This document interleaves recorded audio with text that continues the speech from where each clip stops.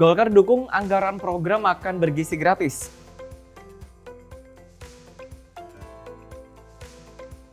Menko Polhukam pastikan Polri dan Kejagung tak ada masalah. Jokowi buka suara terkait potongan gaji untuk Tapera. DPR dukung pemerintah yang batal naikkan UKT.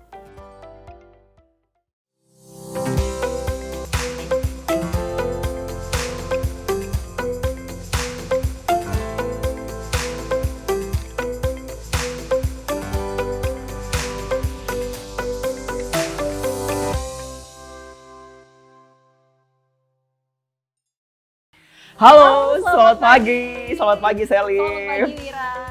Semoga pagi hari ini ada selalu dalam kondisi yang semangat dan happy banget walaupun mungkin ini sudah akhir bulan dan biasanya kalau sudah akhir bulan seperti ini kita sudah menantikan tanggal 5 biasanya untuk yang gajian sih. Betul.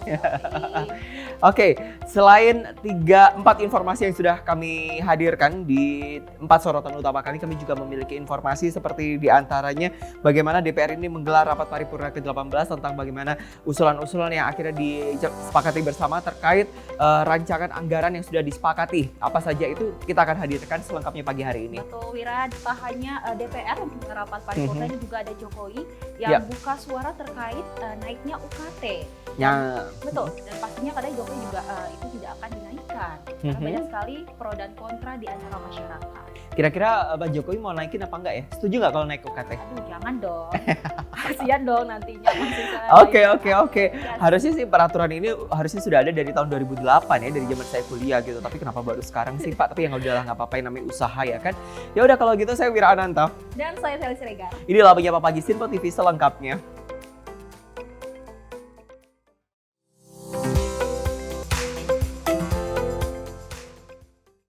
Yang lagi rame Sally dan juga pemirsa adalah bagaimana pada akhirnya DPR ini menggelar rapat paripurna ke-18 masa persidangan ke-5 tahun sidang 2023-2024. Dan memang ada pun agenda yang dibahas dalam rapat paripurna diantaranya penyampaian pandangan fraksi atas RAPBN tahun anggaran 2025 dan pengambilan keputusan atas 4 RUU usul inisiatif DPR RI. Nah, apa aja tuh yang diusulkan? Ini dia selengkapnya untuk Anda.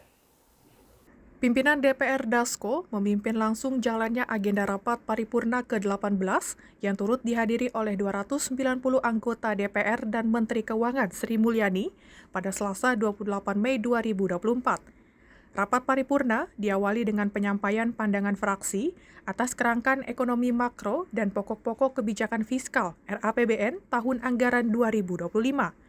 Agenda kemudian dilanjutkan dengan pendapat fraksi-fraksi terhadap 4 RUU usul inisiatif Badan Legislasi DPR RI, salah satunya mengenai revisi Undang-Undang Kementerian Negara yang sedang ramai dibahas. Setelah itu, seluruh anggota Dewan maupun perwakilan fraksi pun menyatakan setuju dengan RUU tersebut, dan agenda pun dilanjutkan dengan pengambilan keputusan menjadi RUU usul inisiatif DPR RI. Dari Jakarta, Sri Dewi Davariskiano, Sinpo TV melaporkan. Oke, yang juga lagi rame diperbincangkan adalah bagaimana pada akhirnya obrolan tentang makan siang gratis, makan sehat bergizi ini dianggarkan di dalam pemerintahan tahun 2024 dan 5 tahun ke depan yang harapannya nantinya bisa menyongsong Indonesia Emas tahun 2045, Sally. Betul, karena dengan adanya makan gratis ini bisa menghasilkan SDM yang lebih baik lagi ya Wira ya, untuk meningkatkan Indonesia jauh lebih baik lagi nanti ke depannya. Oke, kenapa nggak dari dulu ya?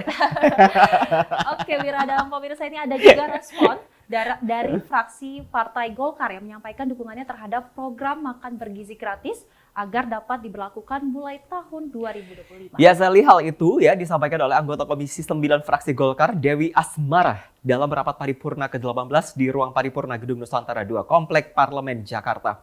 Anggota Komisi 9 DPR RI Dewi Asmara berharap program makan bergizi gratis dapat menekan angka stunting dan memberikan multiplier efek bagi pengusaha kecil, sehingga perlu adanya pengawasan ketat dalam pelaksanaannya.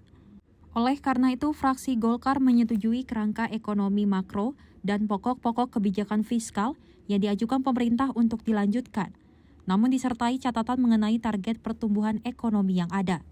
Salah satu program unggulan Presiden Wakil Presiden terpilih adalah program makanan bergizi gratis untuk anak-anak di seantero Nusantara.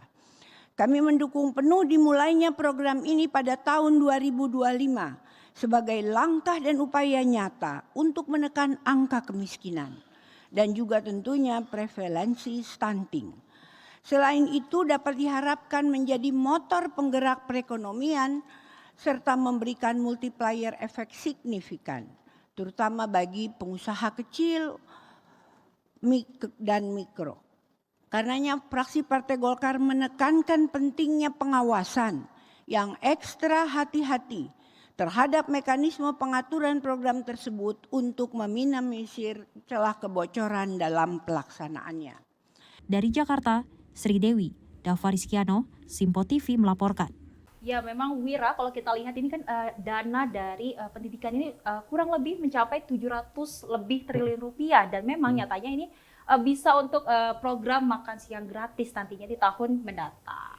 Dan yang pastinya bukan hanya makan sehat tapi juga bergizi, karena sekali lagi cita-cita dari Presiden Jokowi dan juga cita-cita dari Presiden terpilih sendiri Prabowo Subianto adalah menciptakan Indonesia Emas 2045 gitu. Jangan sampai anggaran yang sudah hampir mencapai 20% dari kekuatan anggaran kita yang mencapai 4.000 triliun itu nantinya sia-sia. Ini harapan yang juga harus diketahui oleh masyarakat ya. Oke pemirsa, kita bergeser ke informasi lainnya. Menko Polhukam Hadi Cahyanto ini merespon soal dugaan penguntitan terhadap Jampitsus Kejaksaan Agung Febri Adriansyah yang diduga dilakukan oleh anggota Densus 88 anti teror Polri. Dan Hadi mengaku telah melakukan pertemuan dengan Jaksa Agung dan Kapolri dan memastikan terjalinnya komunikasi yang baik antara kedua belah pihak.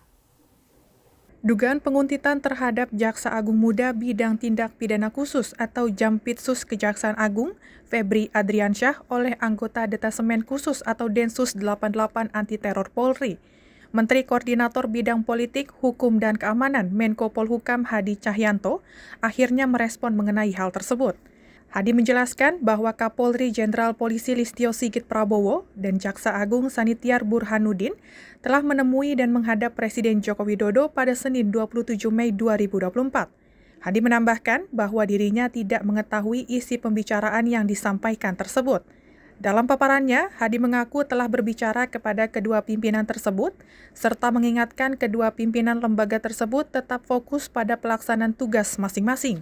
Lebih lanjut, dirinya pun berharap hubungan Polri dan Kejagung ke depannya akan semakin membaik. Ya, kalau kita lihat bersama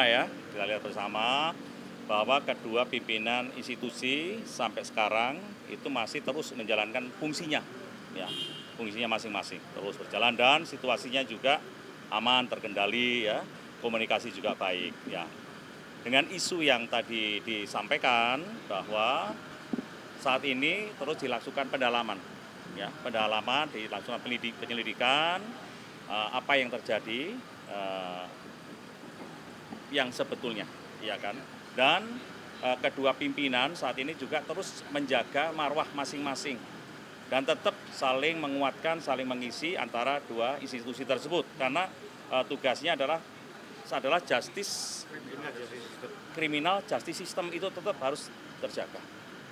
Sehingga pendalaman ini terus kita lakukan karena marwahnya ini sangat diperlukan untuk menyelesaikan permasalahan-permasalahan kriminal. Dan saya pun sudah berbicara dengan kedua pimpinan ini dan tetap fokus pada pelaksanaan tugas sesuai dengan tugasnya masing-masing. Dan saya kemarin juga lihat pada waktu acara SPBE, ya, sistem pemerintahan berbasis elektronik yang dipimpin oleh Bapak Presiden di Istana, saya lihat berdua sudah kelihatannya ngadep Bapak Presiden, ya. Tapi yang dibicarakan saya tidak tahu, dari jauh saja. Dan mudah-mudahan ke depan ini semuanya bisa berjalan dengan baik, ya. Kita lihat nanti hasil pendalamannya dan saya yakinlah dengan lihat Pak Kapolri, Pak Jaksa Agung juga ke sana sini juga bersama dengan saya juga, ya, saya kira permasalahan-permasalahan itu bisa diselesaikan. Namun saat ini masih dalam penyidikan, pendalaman. Dari Jakarta, Jihan Nabila, Azizul Mutia, Sinpo TV melaporkan. Ya, sementara itu Presiden Joko Widodo ini mengaku sudah memanggil Kapolri dan juga Jaksa Agung atas peristiwa dugaan penguntitan oleh Densus 88 anti Polri, maksud kami anti teror terhadap Jaksa Agung Muda Pidana Khusus Febri Adriansyah. Meski demikian, Jokowi enggan berkomentar lebih jauh perihal isu tersebut. Sepakat sih, biar diperiksa dulu lah ya. Yes, betul. Hasilnya kayak gimana, itu yang harusnya kita tunggu bersama-sama. Presiden Joko Widodo telah memanggil Kapolri Jenderal Polisi Listio Sigit Prabowo dan Jaksa Agung Sanitiar Burhanuddin. Pemanggilan tersebut dilakukan atas peristiwa dugaan penguntitan Jaksa Agung Muda Bidang Tindak Pidana Khusus atau Jampitsus, Febri Ardiansyah, yang dilakukan oleh anggota Detasemen Khusus atau Densus 88 Anti Teror Polri. Meski demikian, Jokowi enggan menjelaskan lebih jauh hasil dari pemanggilan tersebut, termasuk arahan yang diberikan kepada Kapolri dan juga Jaksa Agung.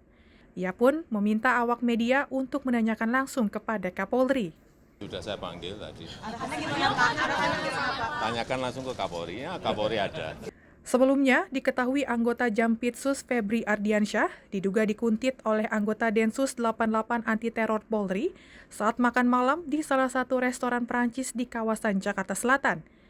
Dari Jakarta, tim liputan Sinpo TV melaporkan. Gimana Sel? Ada pendapat nggak untuk kasus ini? Setuju dengan Pak Jokowi yang memang enggan merespon ya, karena Iyalah, betul kata Wira bener. tadi harus diselidiki dulu apakah ini benar, dan memang dari Menko Polhukam sendiri sudah mengatakan bahwa dari kedua lembaga ini baik-baik saja dan memang mereka menjalankan tugasnya masing-masing. Nah, ini yang juga kita harapkan, semoga saja kasus ini bisa segera terselesaikan, karena siapa lagi ya yang harus kita percaya kalau bukan institusi Polri dan TNI. Itu harapan yang mungkin bisa kita wakilkan di pagi hari ini. Oke pemirsa, sejumlah informasi dan berita lainnya masih kami hadirkan. Menyapa Pagi Sinpo TV balik setelah yang satu ini, tetap bersama kami.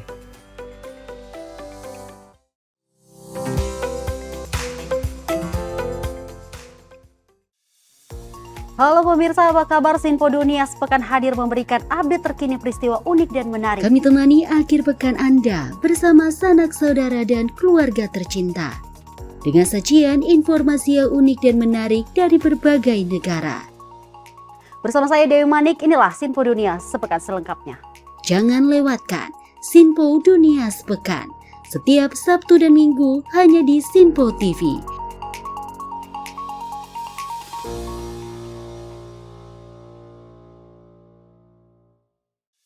Halo, salam jumpa pemirsa. Kami kembali hadir dengan rangkaian informasi yang dihimpun dari berbagai penjuru dunia. Kami hadirkan rangkuman informasi terkini dari seluruh penjuru dunia hanya untuk Anda.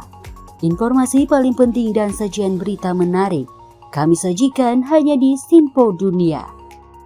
Bersama saya Dewi Manik, inilah Sinpo Dunia selengkapnya untuk Anda. Jangan lewatkan Sinpo Dunia setiap Senin hingga Jumat di Sinpo TV.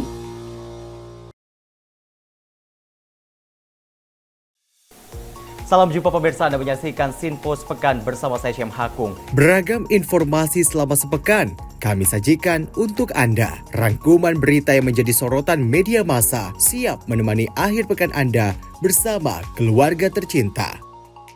Bersama saya Syam Hakung, kita jelang informasi selengkapnya untuk Anda.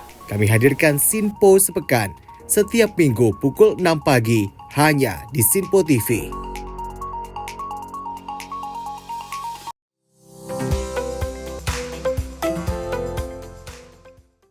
Terima kasih Anda masih bersama-sama kami dalam program Menyapa Pagi Sinpo TV. Saya Wira Ananta. Dan saya Selis Reika. Semoga Anda selalu dalam kondisi yang semangat ya. Kalau mungkin di era-era tahun 80, 85 sampai ya awal-awal tahun 2000 Anda mungkin pernah mengenal salah satu artis kawakan ini ya. Betul. Yang belakangan ini juga viral sekali menjadi sorotan. Ini ada kabar dari artis sekaligus penyanyi Ikang Fauzi pemirsa, yang membagikan pengalamannya mengantri di kantor BPJS Kesehatan Tangerang Selatan. Dan Ikang menuturkan sudah mengantri cukup lama, yakni sejak jam 9 pagi hingga pukul 3 sore. Alhamdulillah suratnya udah selesai. Nggak sampai nunggu kan? Melalui akun media sosial Instagram pribadinya @ikangfauzi, artis sekaligus penyanyi Ikang Fauzi membagikan pengalamannya mengantri untuk mendapatkan pelayanan di kantor BPJS Kesehatan BSD Tangerang Selatan. Dalam video tersebut, Ikang menuturkan sudah mengantri dari jam 9 pagi hingga pukul 3 sore. Hari ini dari pagi gua ngantri di BPJS Kesehatan di Tangsel, ya kayak di Tangsel di BSD ini. Ngantri dari jam jam 9-an tadi ya. Iya. Baru dapat jam 3-an. Ini juga belum bentar lagi. Wah, luar biasa. Ini produk sangat dibutuhkan buat rakyat Indonesia. Ya, semoga makin baik produknya dan juga pelayanannya makin baik. Di sisi lain, Ikang menilai BPJS Kesehatan sebagai produk yang dibutuhkan masyarakat Indonesia, sehingga ia berharap semoga produk dan pelayanannya bisa semakin baik dan ditingkatkan. Tim redaksi Simpo TV melaporkan. Duh, gimana nih, Fes? Kok Festi? Biasanya kalau aku ngejulitin pagi-pagi begini, itu biasanya sama Festi. Kamu terlalu kalem mungkin. Tapi kamu ada pendapat nggak sih? Ya, memang sebagai kalau kita generasi lihat ya, Z gitu? Kan kita sering juga menunggu nih, tapi kenapa artis tuh viral kalau melihat ada yang tadi BPJS menunggu sejak lama, padahal kita juga sepertinya sama juga seperti Ikang Fauzi yang menunggu kalau menggunakan BPJS di rumah sakit. Saya juga pernah loh Pak, saya ngurus KTP tapi belangkonya habis Pak, itu gimana? Mungkin ini juga ya yang juga jadi harapan oleh sebagian masyarakat yang mudah-mudahan bisa diketahui karena ya sekali lagi mereka kebetulan seorang public figure yang menjadi sorotan yang harapannya juga bisa didengarkan dan semoga saja public figure kita bukan hanya mewakili keluh kesah pribadi tapi juga mewakili masyarakat yang lain. Oke, pemirsa kita bergeser ke informasi lainnya. Kepala Humas BPJS Kesehatan Rizky Anugrah ini menjelaskan penyebab antrean di kantor BPJS Kesehatan Tangerang Selatan yang dikeluhkan oleh penyanyi Ikang Fauzi melalui akun sosial media Instagramnya. Kahumas BPJS Kesehatan menjelaskan kejadian tersebut terjadi karena adanya perbaikan sistem serta ditambah adanya lonjakan kunjungan setelah libur panjang. Oh, belum ada pemberitahuan ya berarti Pak ya? Merespon hal ini, Kepala Humas BPJS Kesehatan Rizky Anugrah menyampaikan permohonan maaf kepada masyarakat yang mengalami keterlambatan dalam hal pelayanan tersebut.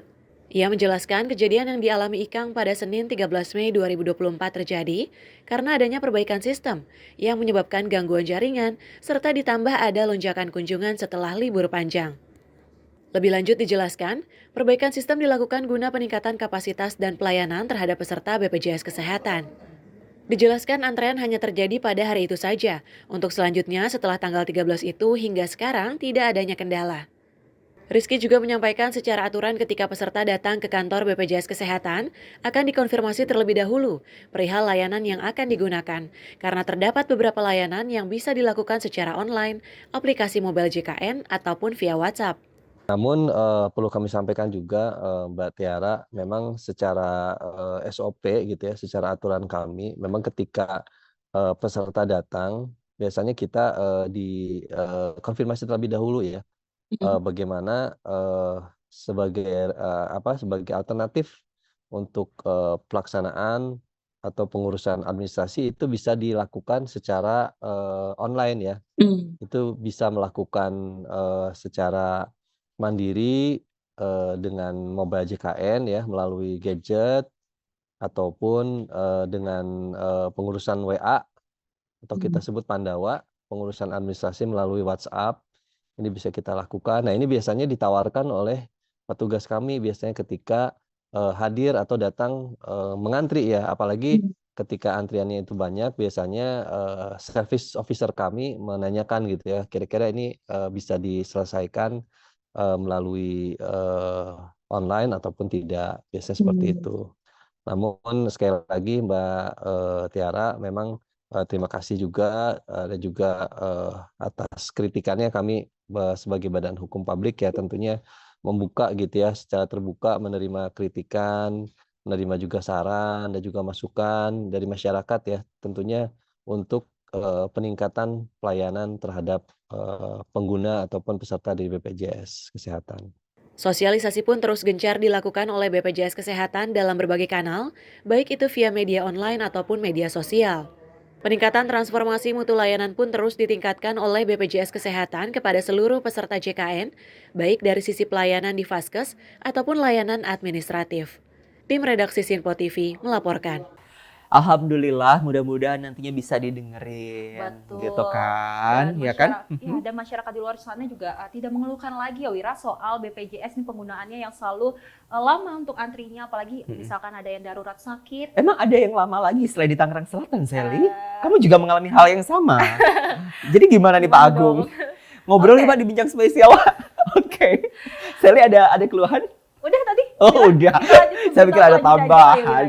Oke, dari BPJS kita geser ke Kementerian Keuangan nih. Dari Bu Aya ya, Kementerian Bu Aya. Ini Kementerian Keuangan mencatat realisasi pendapatan negara turun secara tahunan hingga penghujung April 2024. Hal ini selaras dengan setoran pajak yang merosot. Dan Menteri Keuangan Sri Mulyani Indrawati mengatakan realisasi pendapatan negara mencapai 924,9 triliun sampai dengan April 2024. Emang harusnya berapa sih, Bu? Kementerian Keuangan melaporkan pendapatan negara turun secara tahunan hingga akhir bulan April 2024. Penurunan pendapatan itu disebabkan oleh beberapa hal, namun penurunan utama disebabkan oleh setoran pajak yang menurun sebanyak 9,3% secara tahunan. Menteri Keuangan Sri Mulyani Indrawati menyebut per April 2024, pendapatan negara telah mencapai 33% dari target. Realisasi pendapatan negara mencapai 924,9 triliun rupiah dari target yang ditetapkan sebesar 282,3 triliun rupiah. Namun, pendapatan yang dikumpulkan negara itu mengalami penurunan 7,6% dari tahun lalu. Hal ini disampaikan Sri Mulyani dalam konferensi pers APBN Kita edisi Mei 2024 pada Senin 27 Mei 2024. Kan 924,9 triliun. Ini 33% dari target, turun 7,6%. Untuk pajak 624,2 triliun atau 31,4%, itu turun 9,3%.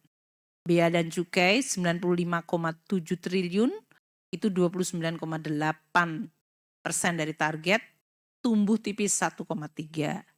PNBP kita 203,3 triliun atau 41,3%, itu juga kontraksi 6,7%. Itu situasi pendapatan negara. Dari Jakarta, tim redaksi Sinpo TV melaporkan. Ya memang kalau kita lihat ini ya, kan untuk pajak sendiri ya Wira, ini adalah pendapatan tertinggi di negara. Dan kalau misalkan masyarakat tidak membayar pajak ya pasti pendapatan negara juga menurun. Aduh positif banget, senang aku. Oke, masih seputaran tentang Kementerian Keuangan pemirsa. Menteri Keuangan Sri Mulyani Indrawati ini mengatakan tingkat inflasi umum sebesar 3,0% masih relatif terkendali dan masih dalam rentang sasaran target. Dan pemerintah turut menyoroti harga sejumlah pangan yang berpotensi menekan daya beli masyarakat dan berpengaruh terhadap pertumbuhan ekonomi. Pajak rata-rata kita berapa, Bu? Menteri Keuangan Sri Mulyani Indrawati menyoroti harga sejumlah bahan pangan yang selama ini masih mengalami kenaikan.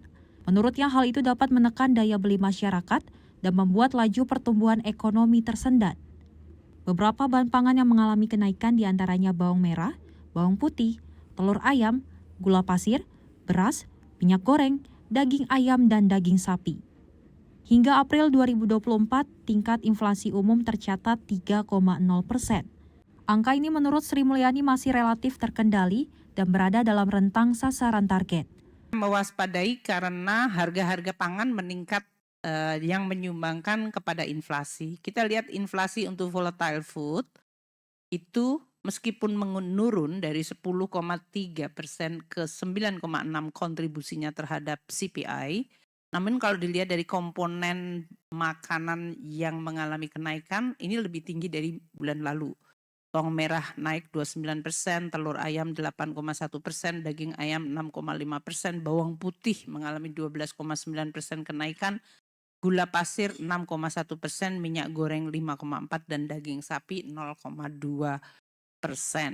Ini dalam situasi ya pasca Idul Fitri dan menjelang Idul Adha pada bulan Juni nanti. Dan ini tentu akan menyebabkan tekanan kepada daya beli masyarakat. Dari Jakarta, tim redaksi Sinpo TV melaporkan. Kalau tadi ada Kementerian Keuangan, Pak Wirsadi, ada kabar dari Presiden Joko Widodo yang merespon terkait potensi perubahan harga BBM pada awal bulan Juni mendatang. Dan Presiden Jokowi menyatakan perubahan harga nantinya akan bergantung pada kemampuan keuangan negara. Presiden Joko Widodo menegaskan bahwa pemerintah akan mempertimbangkan seluruh aspek terkait penentuan harga bahan bakar minyak atau BBM. Hal ini ia sampaikan menanggapi isu kenaikan harga BBM pada Juni nanti. Jokowi mengatakan perubahan harga akan bergantung pada kemampuan keuangan negara. Pemerintah juga akan melihat berapa tinggi kenaikan harga minyak dunia. Semuanya dilihat fiskal negara, mampu atau tidak mampu, kuat atau tidak kuat. harga minyaknya sampai seberapa tinggi. Semuanya akan dikalkulasi, semuanya akan dihitung, semuanya akan dilakukan lewat pertimbangan yang matang karena itu menyangkut hajat hidup orang banyak. Bisa mempengaruhi harga, bisa mempengaruhi semuanya kalau urusan minyak.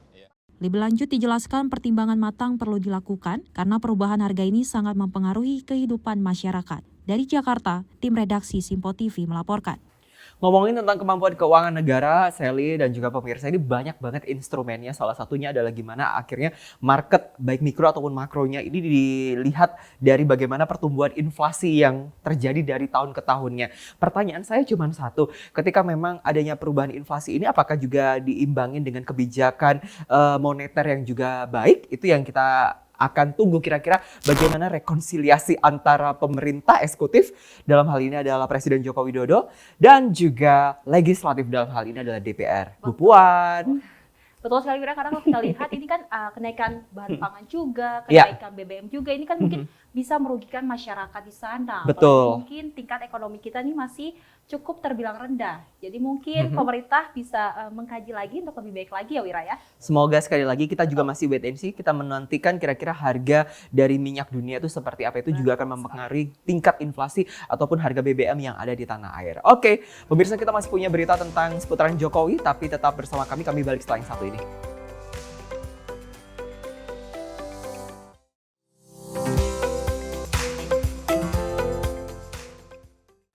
Halo, salam jumpa pemirsa. Senang sekali kita kembali hadir menjumpai Anda dalam Menyapa Malam ini. Rangkuman informasi berkualitas siap temani Anda di malam hari. Sajian berita teraktual yang menjadi pembicaraan kami hadirkan ke layar kaca. Laporan dari berbagai peristiwa kami sajikan ke ruang informasi Anda. Kami hadirkan topik yang jadi sorotan dengan nuansa kekinian. Bangga sekali yang melihat sepak bola Indonesia akhir-akhirnya seperti itu. Selain main di Qatar, Presiden juga ikut ya, para menteri. Tapi bukan di Qatar. Ya, di Gorontalo. Ini di Gorontalo pada saat meninjau panen raya seperti itu, panen raya jagung di Provinsi Gorontalo. Dan kita berharap kok peristiwa-peristiwa seperti ini jauh-jauh lah ya, benar kanan dia. Karena mengerikan curanmor, terus kayak kejadian seperti tadi yang nggak kita duga, nggak kita sangka, yang kita jauh-jauhkan nih bisa saja menimpa gitu. Dan kita tetap harus berhati-hati pemirsa. Saya Andi Rezaldi, saya Chef Hakung. Terima kasih sudah menonton. Selamat malam dan sampai jumpa.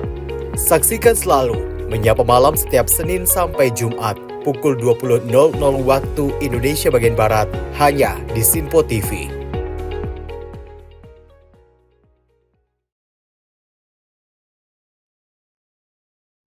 Menyapa Anda sebelum memulai hari dengan penuh semangat pagi. Halo, selamat pagi Sally, pagi pemirsa dimanapun semua. Beragam informasi dari seluruh penjuru negeri siap menemani Anda di pagi hari.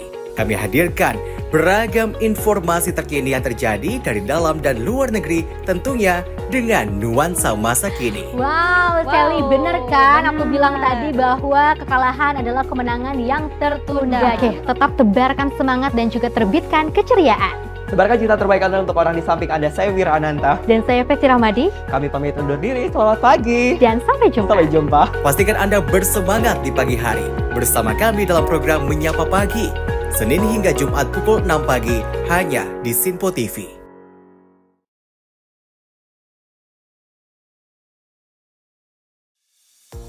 Halo pemirsa, Simpo Dunia Sepekan kembali hadir menemani Anda dengan berbagai informasi dari penjuru dunia yang telah kami rangkum dalam sepekan. Kami temani akhir pekan Anda bersama sanak saudara dan keluarga tercinta. Dengan sajian informasi yang unik dan menarik dari berbagai negara. Bersama saya Festi Rahmadi, ini dia informasinya untuk Anda. Jangan lewatkan Simpo Dunia Sepekan setiap Sabtu dan Minggu hanya di Simpo TV.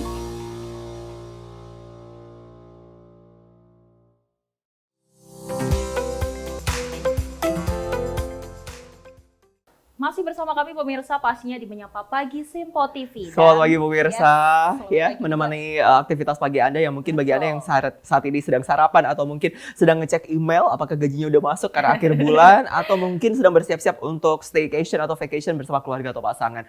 Kita masih punya berita ya Sel, dari Presiden Jokowi ini yang menilai wajar apabila masyarakat berhitung tuh kan, mengenai potongan gaji pegawai sebesar 3%.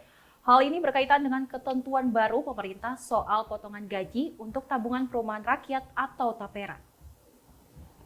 Pemerintah membuat ketentuan baru dengan potongan gaji 3% untuk tabungan perumahan rakyat atau TAPERA yang tidak hanya berlaku bagi pegawai negeri sipil. Adapun ketentuan ini tertuang dalam Peraturan Pemerintah Nomor 21 Tahun 2024 tentang penyelenggaraan TAPERA.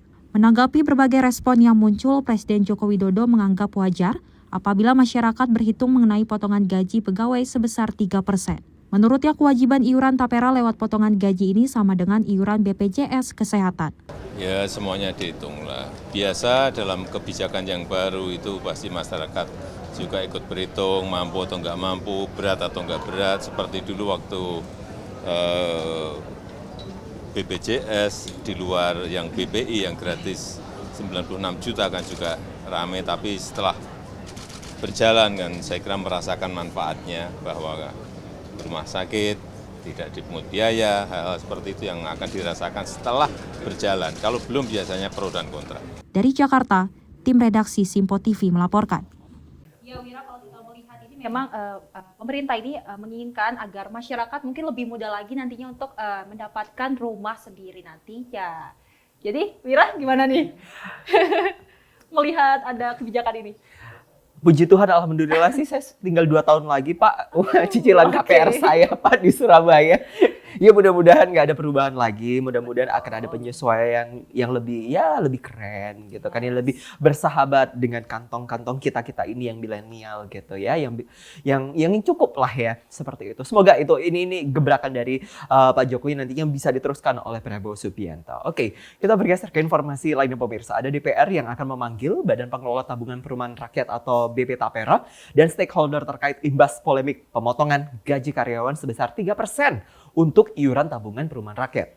Dan pemanggilan tersebut tentu meminta penjelasan TAPERA agar tidak terjadi kesalahpahaman di publik. Aturan mengenai kewajiban iuran bagi para pekerja untuk tabungan perumahan rakyat atau TAPERA kini menjadi perbincangan publik.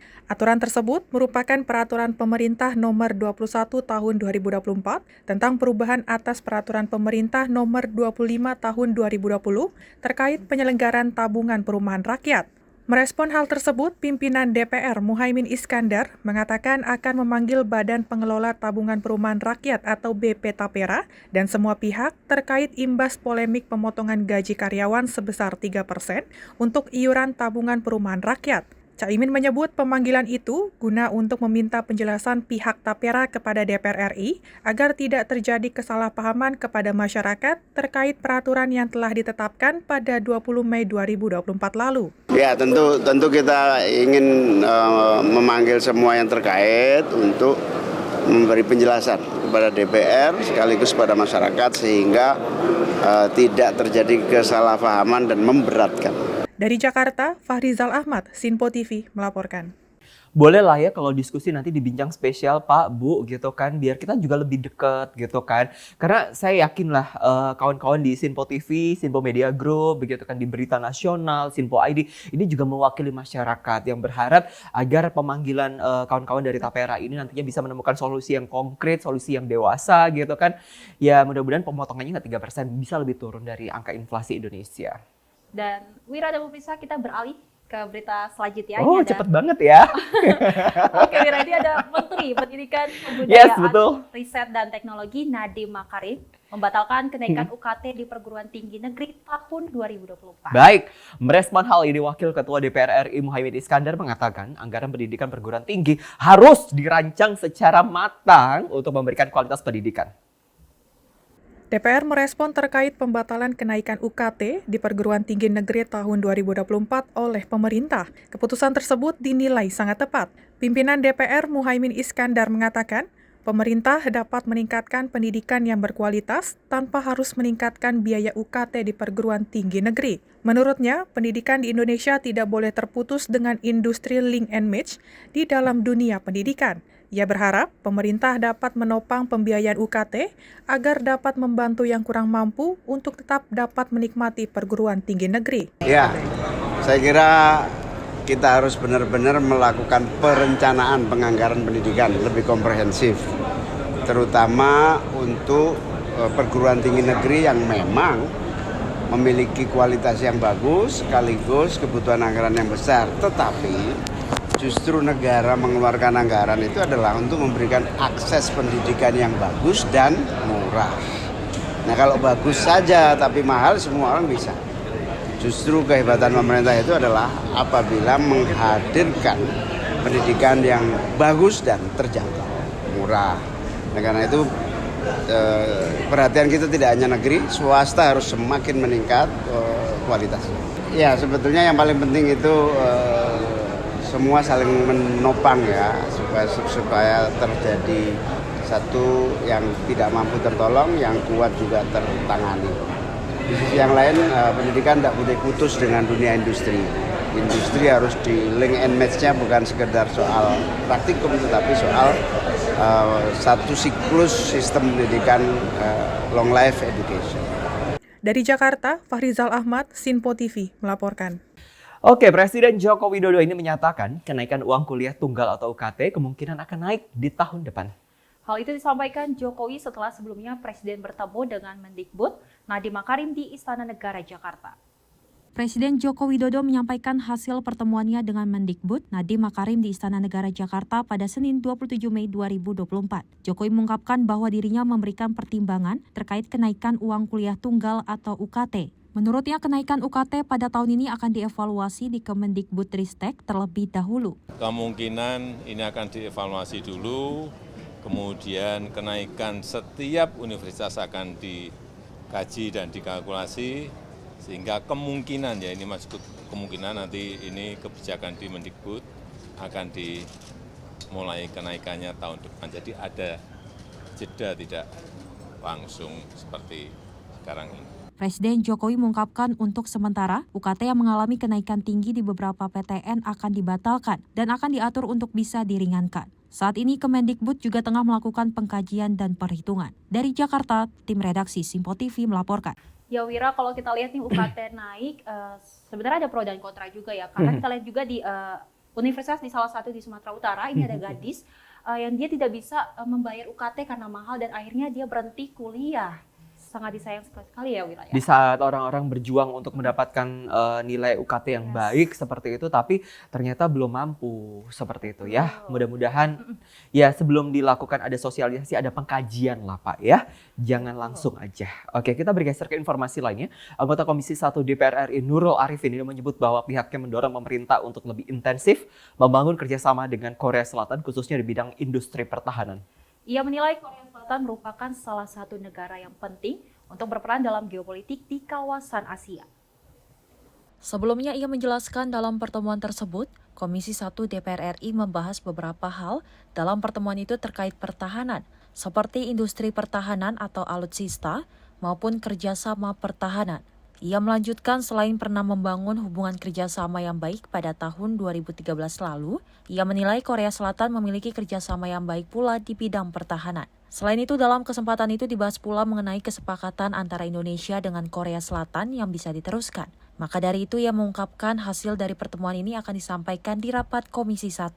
Hadir pula dalam kesempatan tersebut Ketua Komisi 1 DPR RI Mutia Hafid dan dari delegasi Parlemen Korea Selatan lainnya yaitu Cho Hae-jin, Yeon Kun-yong, dan Yang Mulia Duta Besar Republik Korea untuk Indonesia, Mr. Lee Sang-deo. Dari Jakarta, tim redaksi Sinpo TV melaporkan. Oke, kalau kita ngomongin Korea Selatan ini adalah salah satu negara yang juga bisa dikatakan bukan hanya pusat geopolitik, tetapi juga bisa dikatakan sebagai pusat hiburan yang ada di Asia seperti itu.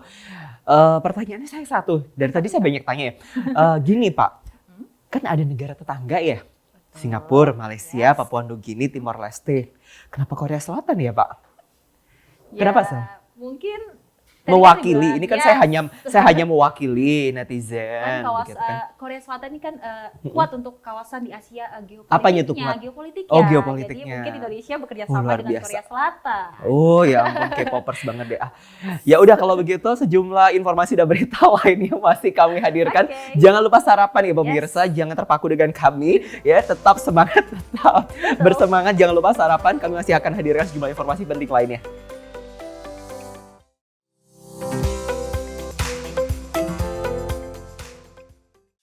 Salam jumpa pemirsa, kami kembali hadir dengan rangkaian informasi yang dihimpun dari berbagai penjuru dunia. Kami hadirkan rangkuman informasi terkini dari seluruh penjuru dunia hanya untuk Anda. Informasi paling penting dan sajian berita menarik kami sajikan hanya di Simpo Dunia. Bersama saya Sally Siregar, inilah Simpo Dunia selengkapnya. Jangan lewatkan Simpo Dunia setiap Senin hingga Jumat di Simpo TV.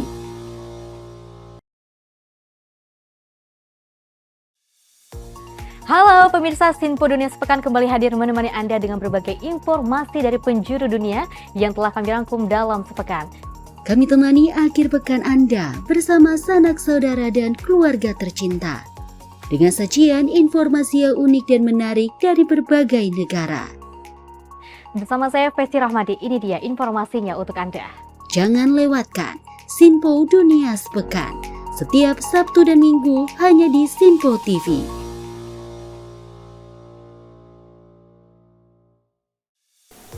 Salam jumpa pemirsa, Anda menyaksikan Simpo Sepekan bersama saya Syam Hakung. Beragam informasi selama sepekan kami sajikan untuk Anda. Rangkuman berita yang menjadi sorotan media massa siap menemani akhir pekan Anda bersama keluarga tercinta.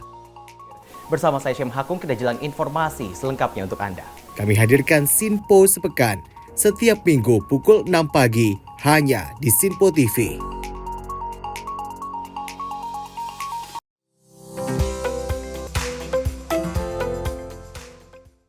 Terima kasih pemirsa masih bersama kami dalam Menyapa Pagi Simpo TV.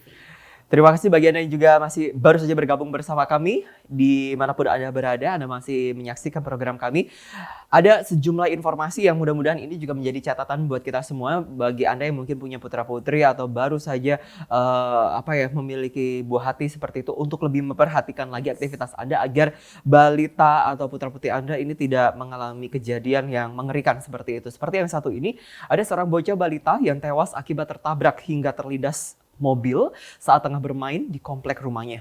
Akibat kejadian itu, pengemudi mobil ditetapkan sebagai tersangka dan terancam hukuman maksimal 6 tahun penjara. Seorang balita usia 2 tahun tewas terlindas mobil Toyota Fortuner di perumahan Quality Riverside, Kecamatan Krian, Sidoarjo. Korban balita yang tampak sedang bermain di lokasi kejadian tak sengaja tertabrak sebuah mobil yang tengah melintas. Warga pun langsung berkumpul di lokasi untuk menolong korban dan dibawa ke rumah sakit terdekat. Diketahui pengemudi mobil bernama Agung Cahyono merupakan warga di perumahan.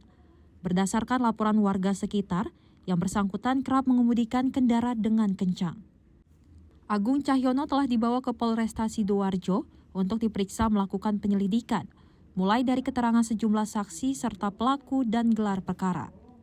Berdasarkan hasil keputusan gelar perkara, polisi sudah mempunyai alat bukti yang cukup dan juga diperkuat keterangan saksi yang ada di TKP. Pengendara mobil terancam hukuman maksimal 6 tahun penjara. Tim redaksi Simpo TV melaporkan. Harusnya kan kalau kondisi-kondisi kayak begini kan sudah diketahui ya, apalagi kita sempat dengar informasi ini di berbagai sosmed disebutkan bahwa ada kabar yang menyebutkan bahwa yang menabrak ini adalah dia sering sekali kebut-kebutan di kompleks seperti itu. Ini yang juga harus diperhatikan. Tetapi yang juga tidak kalah pentingnya adalah bagaimana pengawasan orang tua agar ketika mereka ada di jalan begitu ini nggak terlewatkan begitu saja begitu. Sangat disayangkan sekali ya Wira ya. Ini juga balitanya usia 2 tahun dan sekarang harusnya udah gede kan ya. Betul. Udah dewasa loh. Kita mengharapkan tidak ada terjadi lagi kasus seperti ini ya Wira ya. Oke, pemirsa, masih berita seputaran kejadian yang kurang mengenakan. Kali ini berita tanah longsor, di mana bencana longsor melanda Papua Nugini pada Jumat dini hari lalu. Lebih dari 2.000 orang tertimbun tanah longsor dan hingga kini. Bencana longsor itu diduga akibat intensitas hujan yang tinggi di area gunung Provinsi Enga. Peristiwa longsor melanda Papua Nugini tepatnya di Desa Yambali, Provinsi Enga pada Jumat lalu. Kejadian ini terjadi saat warga setempat sedang tertidur. Seketika itu juga tanah di dataran gunung dekat desa tersebut turun secara cepat hingga warga tidak sempat untuk menyelamatkan diri. Lebih dari 2.000 orang tertimbun tanah longsor dengan jumlah korban jiwa yang saat ini belum bisa dipastikan. Diperkirakan 150 rumah ikut terdampak bencana longsor. Regu penyelamat kesulitan untuk mengevakuasi korban longsor akibat medan yang curam dan berbahaya. Selain itu juga harus menghadapi situasi perang suku yang terjadi di area dekat bencana. Tim redaksi Simpo TV melaporkan. Oke, sekali lagi semoga saja ini bisa menjadi perhatian catatan kita bersama-sama karena ya Papua Nugini adalah negara tetangga kita. Semoga kita bisa mendengarkan kabar baik dari saudara-saudara kita yang ada di Provinsi Enggal. Betul. Dan korban-korban mungkin yang belum ditemukan dapat ditemukan lagi ya Wira ya, karena kasihan juga untuk keluarga-keluarga yang mungkin menjadi korban supaya bisa bertemu dan mungkin ya, proses evakuasi ini bisa segera diselesaikan. Itu yang juga kita harapkan di Indonesia. Pemirsa, 1 ekor lumba-lumba tersesat di tumpukan sampah di sekitar Pantai Ciwidik, Desa Kertajadi, Kabupaten Cianjur, Jawa Barat yang berhasil diselamatkan oleh warga. Dengan sigap warga mengembalikan lumba-lumba tersebut ke habitat aslinya. Sedang asik menikmati suasana pantai, warga dikejutkan oleh seekor lumba-lumba berukuran 1 meter dengan berat lebih dari 15 kg di tumpukan sampah Muara Ciwidik, Kabupaten Cianjur pada 25 Mei 2024 sore hari. Tampak dalam video warga berusaha keras untuk menangkap lumba-lumba yang tersesat tersebut dan sigap mengembalikan lumba-lumba ke habitatnya. Kejadian tersebut direkam oleh warga yang berhasil menyelamatkan dan memindahkan lumba-lumba. Hingga saat ini belum dapat dipastikan penyebab tersesatnya lumba-lumba tersebut. Tim redaksi Simpo TV melaporkan. Sering banget ya, Sel, kita dengar cerita tentang pada akhirnya ada lumba-lumba yang terbawa arus begitu. Entah apakah ini memang sebuah pertanda bencana atau memang kita yang harus memawas diri, tapi semoga saja ini bisa ditanggapi, direspon positif oleh pemerintah setempat. Betul sekali Wira, kita beralih ke berita selanjutnya. Ada film Thailand How to Make Millions Before Grandma Dies berhasil menembus 1,6 juta penonton pada hari ke-11 penayangan di bioskop Indonesia. Ya, yang jadi spesial, film ini menjadi salah satu film Thailand terlaris di Indonesia. Film bergenre drama baru Thailand, How to Make Millions Before Grandma Dies, telah berhasil mencuri perhatian penonton sejak dirilis di bioskop pada 15 Mei 2024. Bahkan di hari ke-11 penayangan di bioskop Indonesia, berhasil menembus 1,6 juta penonton. Film ini telah dirilis di Thailand pada 4 April 2024 dan masuk ke bioskop tanah air sejak 15 Mei 2024. Indonesia menjadi negara luar pertama yang turut menayangkan film tersebut di bioskop. Film ini berhasil memukau penonton dengan cerita yang memilukan tentang hubungan keluarga. Tim redaksi Simpo TV melaporkan. How to Make a Millions Before Grandma Dies. Ini yang jadi salah satu viral di TikTok, di X, di Instagram. Bahkan mungkin kalau semamanya Festi ini lagi lihat ya siaran ini, pasti dia akan rela nonton ini duluan daripada live beritanya dulu. Ya memang karena di film ini ya Wira menceritakan tentang keluarga dan kita menyempatkan waktu untuk keluarga itu lebih baik lagi karena memang waktu kita tidak ada yang bisa dibeli ya Wira ya. Iya benar banget ya, jangan sampai ketika Anda sibuk ya di perantauan di ibu kota Anda melupakan keluarga. Asik, minggu depan saya pulang. Ibu enten aku ya. Itu katanya saya nggak boleh bercanda kalau lagi siaran, tapi ya udahlah, yang penting saya semangat pada pagi hari ini untuk memberikan cinta dan doa terbaik untuk Anda dimanapun Anda berada. Betul, dan pasti untuk pemirsa Simpo TV tetap semangat menjalani hari-hari. Untuk yang bekerja semangat, karena yang tadi Wira bilang sedikit lagi apa tuh Wira? Pulang kampung. Oke, terima kasih sudah menonton Menyapa Pagi Simpo TV. Saya Wira Ananta dan saya Sally Sregar. Terima kasih sudah menonton, selamat pagi, sampai jumpa.